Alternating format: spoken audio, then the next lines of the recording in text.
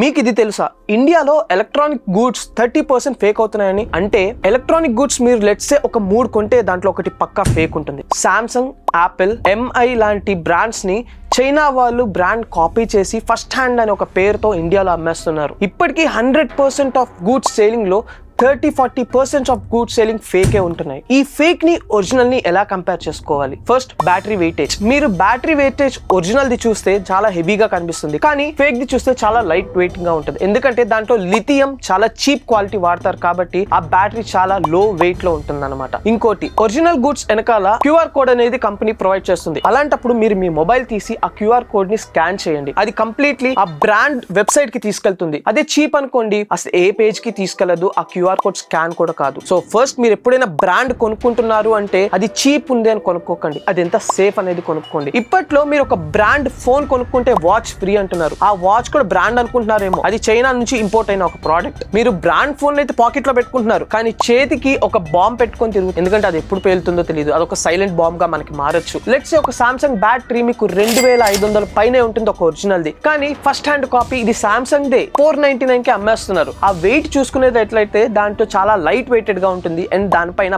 Brand logo కూడా కొంచెం బ్లర్రీగా ఉంటుంది. అండ్ ఎప్పుడు ఫేక్ ప్రోడక్ట్స్ వెనకాల స్పెల్లింగ్ మిస్టేక్స్ కూడా ఉంటుంది, అబ్జర్వ్ చేయండి. సో నెక్స్ట్ టైం మీరు ఏమైనా బ్రాండ్ ప్రోడక్ట్స్ కొంటున్నప్పుడు దాని స్పెల్లింగ్, దాని QR అండ్ దాని వెయిటేజ్ చూసి కొనండి. ఎందుకంటే ప్రోడక్ట్స్ కన్నా మీ ప్రాణాలు ఇంపార్టెంట్.